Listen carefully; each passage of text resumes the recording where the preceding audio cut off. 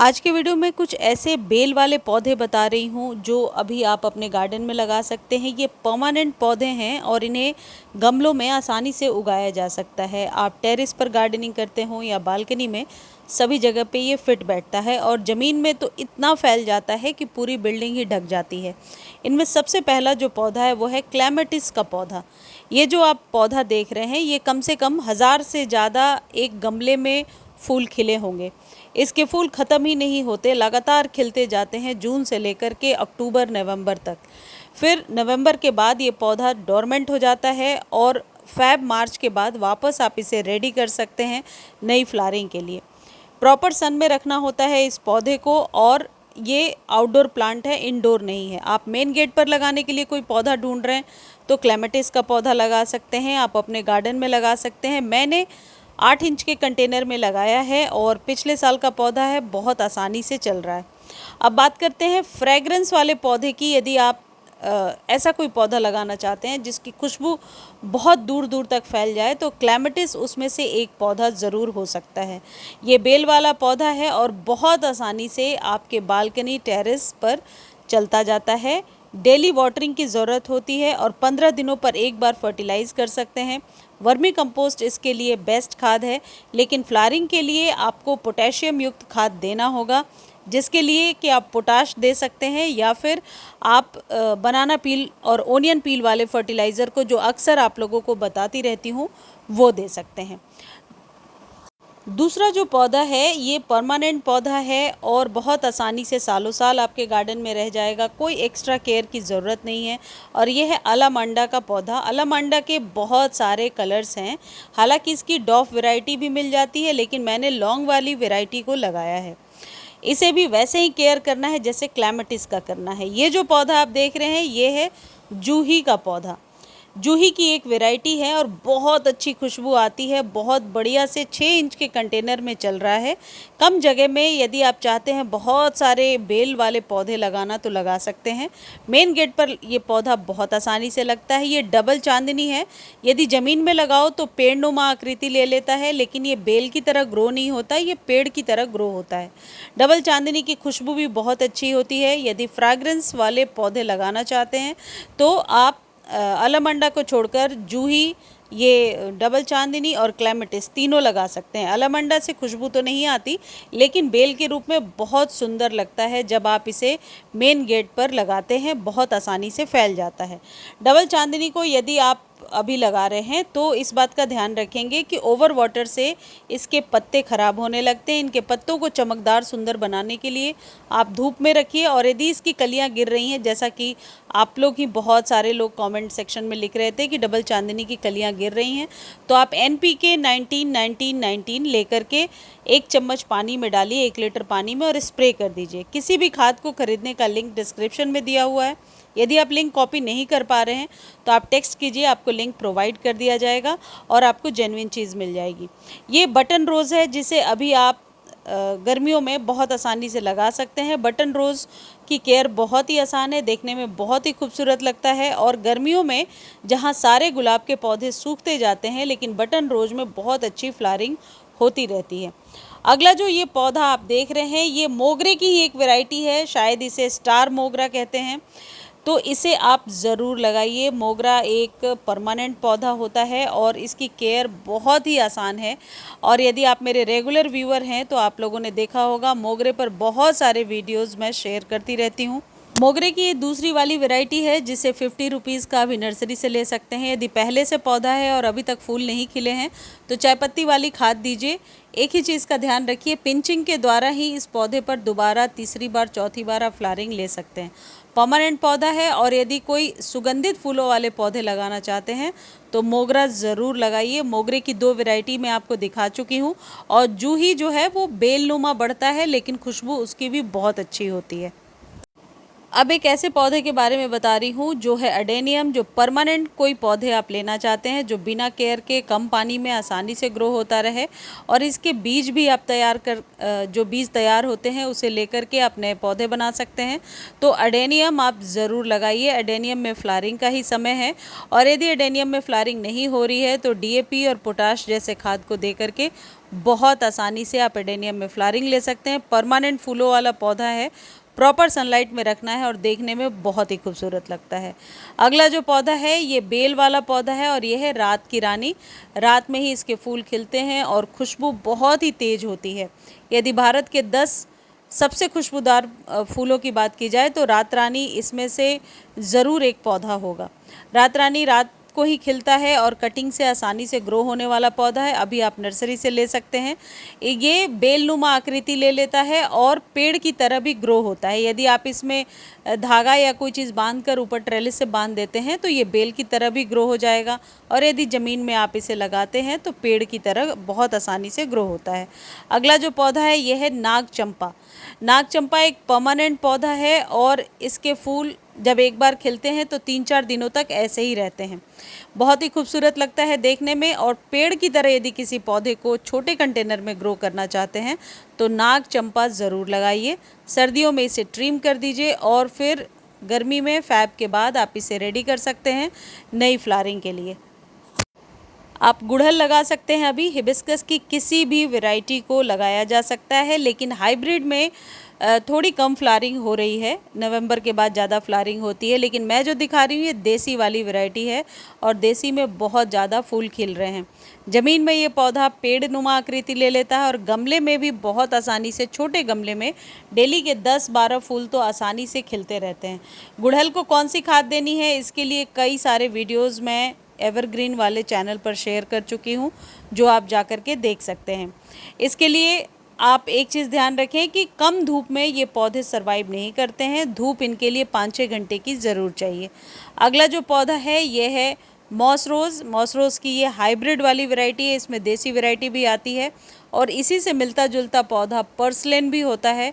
ये सारे कटिंग से ग्रो होने वाले पौधे हैं और परमानेंट पौधे हैं। 20-20 रुपीज़ के अभी नर्सरी पर मिलेंगे। और यदि कोई ऐसे फूलों वाले पौधे आप ढूंढ रहे हैं जो छोटे छोटे कंटेनर में लगातार फूल खिलते रहें तो आप ये मॉस रोज़ ज़रूर लगाइए। इसके बीज इसमें ही तैयार होते रहते हैं। बीजों को आप चाहें तो सॉइल पर सिर्फ छिड़क दीजिए और नए पौधे तैयार हो जाते हैं। एक चीज़ और आप ध्यान रखेंगे कि ये मॉस रोज़ जो है इसमें फ्लावरिंग का समय अभी शुरू हो चुका है, तो लगातार हर एक 15 दिनों पे जब आप फ्लावरिंग करते जाएंगे और पिंचिंग जो करके मैं आपको दिखा रही हूँ, यानी फूल खिलने के बाद ऊपर से 1 इंच जब कट करेंगे तभी इन दोनों ही चीज़ों को करके आप ज़्यादा फ्लावरिंग ले सकते हैं। ये जो पौधा है मुरैया का है, ये बहुत आसानी से ग्रो हो जाता है। इसमें से हल्की लेमन की तरह भीनी भीनी खुशबू आती है, और ओवर वाटर से ये पौधा ख़राब हो जाता है। इस बात का आप ज़रूर ध्यान रखेंगे। अगला ये बेलनुमा पौधा है, टिकोमा। बहुत आसानी से ग्रो होता है, गमले में भी ग्रो हो जाता है, और ज़मीन में लगाते हैं तो छत तक इसकी ऊंचाई चली जाती है। टिकोमा के बहुत सारे कलर्स अभी आपको नर्सरी पर 50 to 100 रुपीज़ के मिल जाएंगे। यदि आप जून के मंथ में नर्सरी जा रहे हैं और कोई प्लांट लेना चाहते हैं बेल वाले तो टिकोमा आप ले सकते हैं। मैं उन्हीं प्लांट्स के बारे में आपको बता रही हूँ जिसको मैंने एक्सपीरियंस किया है, जो बहुत आसानी से चल जाते हैं। जो पौधे मेरे पास नहीं हैं लेकिन वो बेल वाले पौधे हैं और आसानी से आप लगा सकते हैं, उनको मैंने डिस्क्रिप्शन बॉक्स में लिख दिया है, आप वो पौधे खरीद सकते हैं। ये जो पौधा आप देख रहे हैं ये मांडेविला है। मांडेविला भी बेल वाला पौधा होता है, बहुत आसानी से ग्रो होने लगता है। इसे जब तक आप ट्रेलिस नहीं देंगे ये पौधा फैलेगा नहीं। मांडेविला के बहुत सारे कलर्स आते हैं और अभी 100 रुपीज़ में आसानी से आपको नर्सरी पर मिल जाएंगे। अगला जो पौधा ये आपको बता रही हूँ, ये यदि ज़मीन में लगा दो तो पेड़ बन जाते हैं और गमले में आसानी से चलते जाते हैं। सबसे ज़्यादा क्वेरीज इसी पौधे के बारे में आती रहती हैं, और वो है गार्डेनिया का पौधा, जिसे गंधराज कहते हैं। गंधराज में एक ही प्रॉब्लम होती है कि इसकी कलियां गिरने लगती हैं। कलियां जब भी गिरे आप इस बात का ध्यान रखिए कि NPK 19-19-19 को यदि आप 1 चम्मच पानी में डालकर स्प्रे करते हैं तो इंस्टेंट कलियों के गिरने वाली प्रॉब्लम सॉल्व हो जाती है। इस पौधे को वैसे तो धूप में आसानी से ग्रो किया जाता है, लेकिन मई जून वाली गर्मी में, यदि जून में बहुत गर्मी है, थोड़ा सा बचा कर रखना होता है, नहीं तो कलियाँ सूखने लगती हैं। जब कली बन जाए और फ्लावर खिलने के बाद आप उसे कट ज़रूर करेंगे। यदि आप फ्रेगरेंस वाले पौधे लगाना चाहते हैं तो ये एक one of the best plant है। गार्डेनिया अभी आप नर्सरी से लेकर के लगा सकते हैं। परमानेंट पौधा है और सर्दियों में हल्का डोरमेंट हो जाता है। गर्मियों में इसमें फ्लावरिंग बहुत अच्छी होती रहती है। आप डेली वाटरिंग करेंगे इसमें और मिट्टी में मॉइस्चर को बना कर रखेंगे तो ये पौधा बहुत आसानी से आपके यहाँ चलता जाएगा। अगला जो पौधा है वो है इक्ज़ोरा। इक्ज़ोरा अभी बहुत आसानी से नर्सरी पर मिल रहा है। ड्रॉप वैरायटी ले सकते हैं या फिर आप लॉन्ग वाली वैरायटी ले सकते हैं। लॉन्ग वाली वैरायटी को पेड़ की तरह ग्रो किया जा सकता है। यदि मेन डोर पर या ज़मीन में फील्ड में कहीं भी जगह है और आप ग्रो करना चाहते हैं इक्ज़ोरा, तो ज़रूर आसानी से ग्रो हो जाएगा बिना किसी मेहनत के। लेकिन ड्रॉप वैरायटी को छोटे कंटेनर में लगाया जा सकता है। मेरे पास लॉन्ग वैरायटी का इक्ज़ोरा है जिसे पेड़ की तरह मैंने 8 से 12 इंच के कंटेनर में ग्रो किया है। इक्ज़ोरा के बहुत सारे कलर्स नर्सरी पर मिलेंगे। इक्ज़ोरा के लिए एक ही थंब रूल है कि मिट्टी में मॉइस्चर को बनाकर रखना है। यदि मॉइस्चर नहीं होगा सॉइल में तो फिर इक्ज़ोरा जो है 1 से 2 दिनों में ही इसकी स्टेम काली पड़ने लगती है और इक्ज़ोरा का पौधा सूखने लगता है। इक्ज़ोरा के फूल जब खिल जाएं, फेडेड दिखने लगें, तो 1 इंच ऊपर से उसे ज़रूर कट कर दीजिए और जो फ्लावर खिल चुके हैं उन्हें आप रिमूव कीजिए, हटा दीजिए। जो पौधा है ये बेल की तरह ही ग्रो हो सकता है। यदि आप गमले में भी लगा रहे हैं तो ट्रेलिस की तरह ट्रेलिस बांधना होता है इसमें, और यह है अपराजिता, सबसे ज़्यादा पसंद किया जाने वाला पौधा है।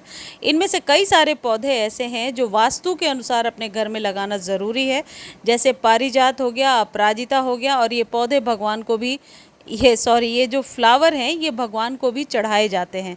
तो अपराजिता का पौधा अभी लगा सकते हैं। अपराजिता के वैसे तो 2-3 कलर्स डबल पेटल में भी आसानी से नर्सरी पर 50 रुपीज़ में मिल रहे हैं, लेकिन आजकल सीड्स बहुत सारे कलर्स के मिल रहे हैं, सीड्स से ग्रो किया जा सकता है। मेरे ही किसी व्यूअर ने शेयर किया है, उनके पास रेड है, लाइट शेड पिंक है, और भी 3-4 ऐसे कलर्स हैं जो ईजिली नर्सरी पर देखने को नहीं मिलते हैं।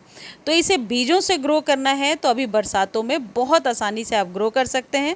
बीज को आप कंटेनर में ऊपर से लगाइए, ज़्यादा नीचे ना दबाएं, और फिर स्प्रे करके पानी दीजिए। इसका एक ही थंब रूल होता है कि जो सॉइल है वो मॉइस्ट रहेगी तो बीज जल्दी पनप जाएंगे, और जब पौधा 3-4 इंच का हो जाता है तो उसे आप गमले में शिफ्ट कर सकते हैं। बहुत आसानी से ये पौधा लग जाता है। अगला जो पौधा है ये बेलनुमा आकृति ले लेता है, पेड़ की तरह भी ग्रो हो सकता है और गमले में आसानी से ग्रो हो सकता है, और ये है पारिजात। लोगों का ऐसा कहना है या कई जगह मैंने पढ़ा है कि पारिजात स्वर्ग से आया हुआ पौधा है। ये वास्तु के अनुसार एक ज़रूरी पौधा है और आपके घर में ज़रूर होना चाहिए। मेन गेट पर भी इस पौधे को मैंने लगे हुए देखा है और पेड़ की तरफ फैलते हुए देखा है, जो बहुत खूबसूरत लगता है और मानसिक शांति देने के साथ साथ एक पॉजिटिव वाइब्स भी देता है, क्योंकि इसकी जो फ्रेगरेंस होती है वो बहुत ही फ्रेश, आप कह सकते हैं ताजगी से भरी हुई होती है। देखिए ये वही पौधा है, मैंने अपने किसी फ्रेंड के मेन गेट पर देखा था लगे हुए, और मैं वहाँ से ये वीडियो ले आई थी, और एक साथ कम से कम हज़ारों फूल खिले हैं और इसके बीज भी इसमें तैयार होते हैं। तो इस पौधे को आप अपने घर में ज़रूर स्थान दीजिए, और ये पौधा भगवान को भी चढ़ाया जाता है। इस पौधे के साथ एक मान्यता ये भी है कि इसके फूल ज़मीन पर गिरते हैं, जो सुबह 4-5 बजे गिर चुके होते हैं, उन फूलों को उठा करके भगवान को चढ़ा दिया जाता है। और देखिए इसके फूल कितने खूबसूरत लग रहे हैं। उन्हीं जैसे सभी फ्लावरिंग प्लांट के लिए आप केयर करते हैं, बिल्कुल वैसे ही केयर करना है यदि आपने गमले में लगाया है। जमीन में लगाने पर कोई खास केयर की ज़रूरत नहीं होती है। अगला जो पौधा है ये करीब करीब हर एक घर में जहाँ ज़मीन में लगाने की जगह है पौधा लगाने की, इस पौधे को आप देख सकते हैं, और वो है बुगनविला। बुगनविला के बहुत सारे कलर्स आपको अभी नर्सरी पर मिलेंगे। बोनसाई बनाने के लिए यदि कोई पौधा ढूंढ रहे हैं तो बुगनविला सबसे अच्छा प्लांट होता है, जिसकी बोनसाई बहुत अच्छी बनती है। मेरे पास येलो कलर का बुगनविला है, और देखिए ये बेल की तरह ग्रो हो रहा है। आप भी गमले में इसे लगा सकते हैं।